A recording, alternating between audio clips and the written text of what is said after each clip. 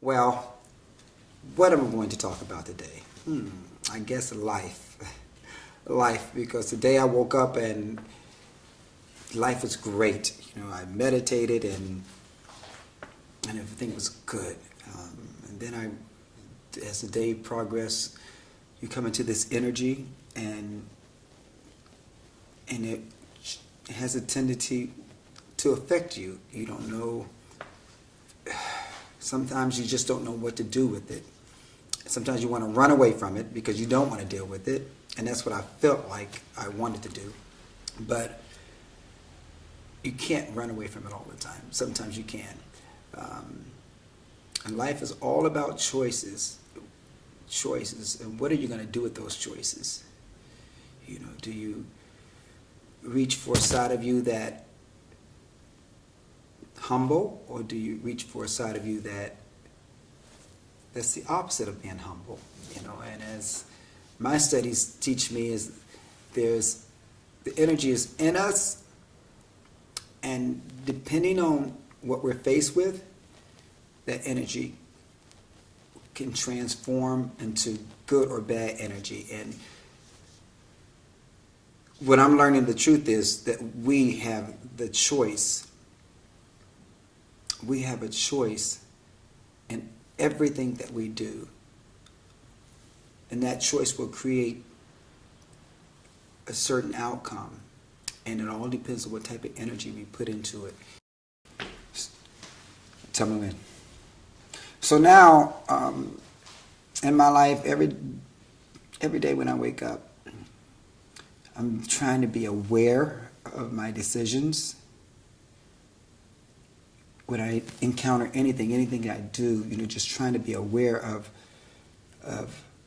where I am, what I'm saying, what I'm doing, and trying to make all of those choices in harmony, and peaceful, but truthful, but in a way that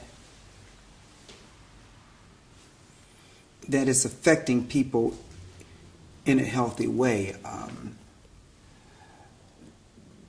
I guess the bottom line, I'm trying to be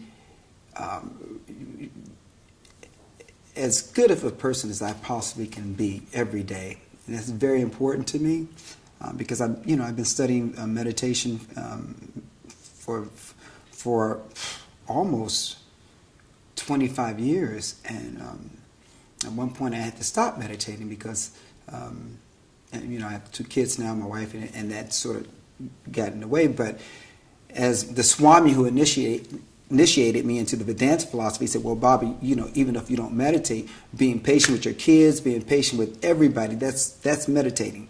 That's all meditating. It's just a different style of meditating. So as long as you practice that, you're meditating. Well, now my kids are a little older, so I just recently started meditating, 20 minutes every morning and 20 minutes every evening, and that's been amazing. At the same time, you still get all this different energy that comes at you, and sometimes you just want to say, fuck off, leave me the fuck alone, I don't want to deal with it. But then another part of me, taps in and say, think about that. And so I guess the battleground is within me, because I'm always consciously trying to be a good person, and then I look at if this energy and these thoughts can tap into all these world leaders, if they can struggle with this, and don't want to say some of them don't, but looking at the results of their decisions and stuff, I got a good feeling that a lot of them don't think that way. And what this world could really, really, really be like if they woke up every morning and said, what can I do with all this power I have to make healthy changes for the foundation of this planet? Because once you get the foundation right, then only thing that can come from that is healthiness, you know. So what if all these world leaders, you know, really woke up every day and really thought this way and really worked hard on saying, what can I really do with this power to make the foundation healthy? And I know that job is very complicated in a lot of ways because you got so many different schools of thoughts, you know, that you have to deal with. But if that was they woke up with and really went forth on trying to make that their foundation, what changes would they make? And if they did make those changes, what about like education, you know, going into neighborhoods where they just need, you know, more centers for younger people to have more things to do, healthier things to do. Schools that's so underprivileged, you know, teachers that don't have enough help, you know, and dealing with complicated kids that have come from complicated situations. If more money can go into those situations, I mean, it's just all of, you know, you can go on and go on. I mean, just yesterday, this one lady, we had the Penn, I think it's called the Penn program going on in Westbeth, and readers were, you know, you had people writers that would go into each different apartments and they would read from their book. And this lady that read in our apartment, she was from Jamaica, and she was talking about the poverty that was there. And I asked her, I said, but there's a lot of money there. She said, yeah, but it's just so much corruption. And I said, well, what's the population? And she said, well, in, I think Kingston, or she said it was like 3 million. I don't know. She said that for Jamaica, or I think there's a lot more than that in Jamaica, but I don't know. But 3 million people, even if that's suffering with poverty, when you have so many people over there with so much money, that it doesn't make sense. Why can't that just be eradicated and wiped out? You know, which it could be if people had the school of thought. What can I do to help the foundation of this world? You know, the foundation of this planet. If people, and apparently a lot of people are thinking that way too, because, you know, we have a lot of great things going on because you have people thinking like that also. But there's so many more many more with power in these government positions, you know, that could really make this whole world a better place if they just woke up with this consciousness. What can we do? Really, what can we do? Not what we can do for me to make me and my, you know, my family and my connections and nepotism, all of that stuff. What we can do for the people that think like us, you know. I mean, it just came out with Governor Christie, you know. What was that? Fort Lee had all the traffic from George Washington Bridge. You know, it blocked off the traffic where all the traffic had to go through Fort Lee. Now he denied it that he didn't have anything, didn't know anything about it. But okay, he knew something about that. I just don't buy that.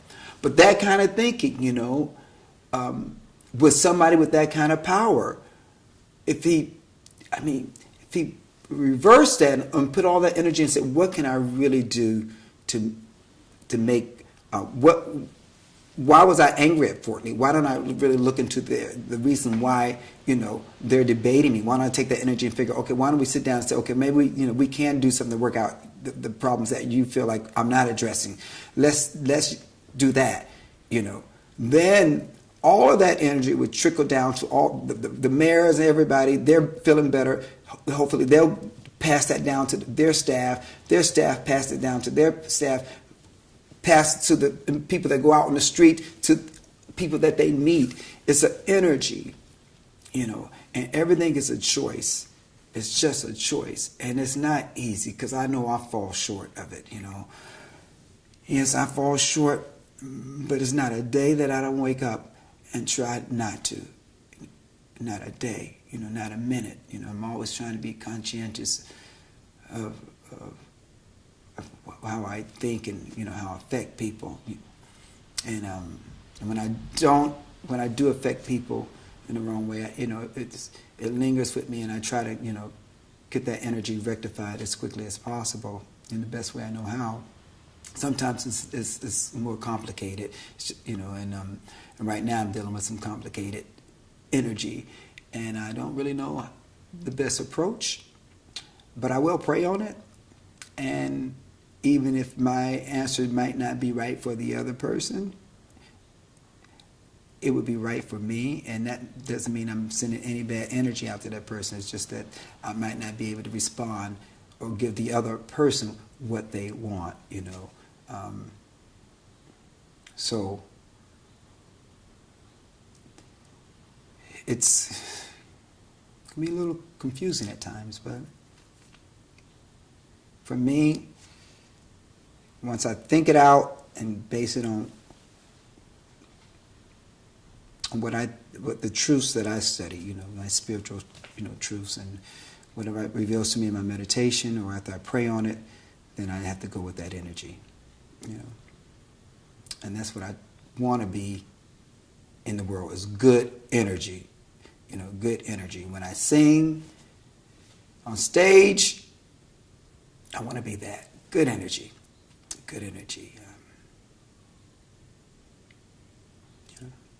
I have 2 kids and a beautiful wife, 2 beautiful daughters, and they mean the world to me. And I really, really love them all very much. And even my energy with them, I have to work on that because I fall short, sometimes as a husband, as a father. But I'm quickly to get up and say I'm sorry, and try to work it out. At least in my opinion. They might have something different to say. But they're not here right now, so you only got my word. Yes. I think that's about it. I don't know what else I can say. I hope I didn't bore you.